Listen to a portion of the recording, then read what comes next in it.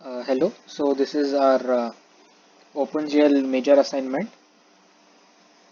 So here we had to implement a hollow sphere, and within the hollow sphere we have three shapes: a square pyramid, a pentagonal prism, and a sphere. All had to be made of triangles, like composite triangles, and we have the implementation here. So those shapes should randomly rotate and translate within the sphere, and when the user clicks on one of the shapes using the mouse button, he can move the shape in any of the three axes and rotate in any of the three axes, and even he can scale that object in using some using the keys on the keyboard. So we have these many global variables. Here are all the global variables, and these 9 variables are used to initialize the position of all the shapes. So to introduce more randomness, we have just used as many rand functions as possible. So this rand function here, I have done rand mod 3. So what it returns the values as 0, 1 and 2, and -1 would result in the values -1, 0 and 1. So -1, 0 and 1 would mean -1 would give the direction in the negative. For example, if we take the x-axis here, -1 would represent negative x-axis, 0 would represent no change in the x-axis, and +1 would denote like 1 would denote positive x direction, and that I'm multiplying with another rand mod 3, which are actually like coordinates, proper coordinates like 0, 1 or 2 x coordinates. Similarly with 0, 1 or 2 y coordinates, with plus or minus sign depending on that. So positions are completely random. This is for camera. So in this we also have we can view the entire hollow sphere, like the outer hollow sphere, using the mouse. I'll show the output in just a minute. So we have material here, so we can set the material of the objects. So this on mouse button, this is used for selection of the objects. So we have that.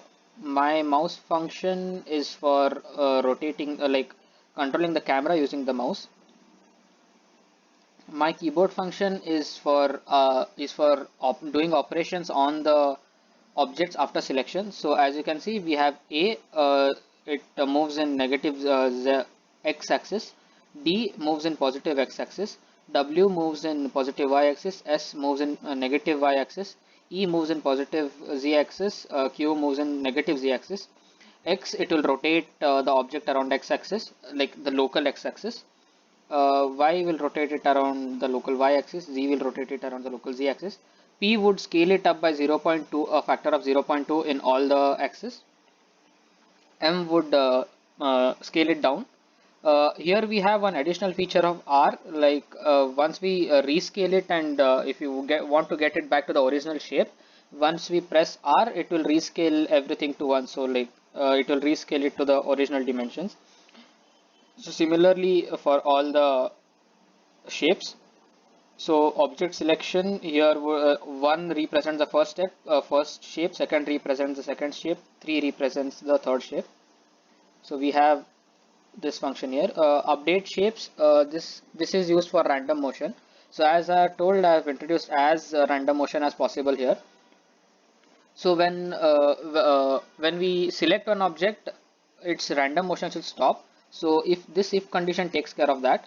So if the selection is not 1, so this is the random motion we do. What we do is this is the random rotation. So rotation does not have any conditions as such.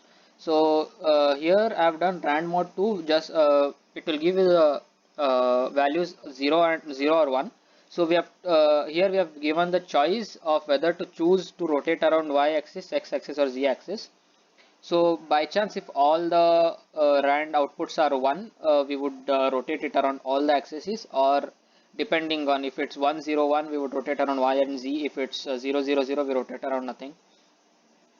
So this takes care about the rotation. The shapes should not leave the boundaries of the hollow sphere. So that condition is taken care by this condition. So when we have the coordinate square greater than 9, so the sphere has the outer sphere has the radius 3. So this condition checks that if they go out of the boundaries, we just scale like we subtract a factor of 0.2 from either of the coordinates or all the coordinates. Here also the random motion is introduced as much as possible. So we'll take 0.2 from, like we'll subtract 0.2 from the coordinates of that shape. If it's greater than 0, if it's less than 0, we add it. So using rand as well. So that takes care of it not crossing the boundaries. But when it's within the boundaries, we increase, we have the increment in the direction by 0.05. So here as well, I have taken rand mod 3 minus 1. So it will give out the values minus 1, 0 and 1. So that would have it either in the negative 0.05 or 0, like no change. And in the like we add a positive 0.05 to go in the positive direction. So this is similar to all the objects. So this was for random motion.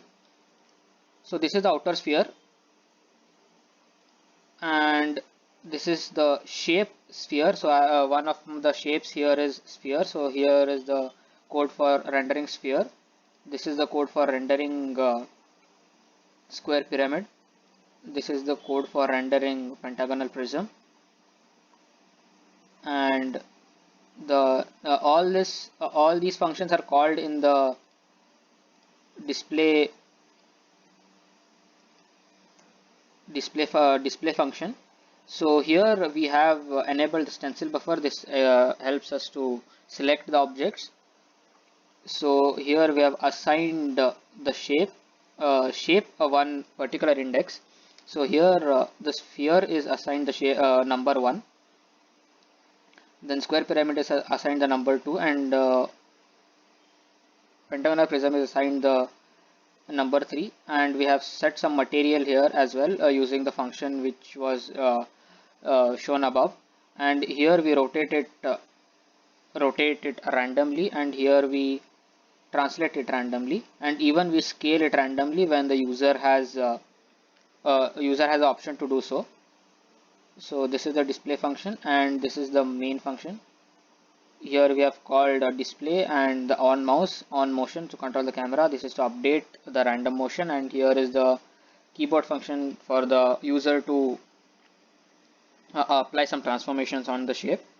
So let's go to the output. So this is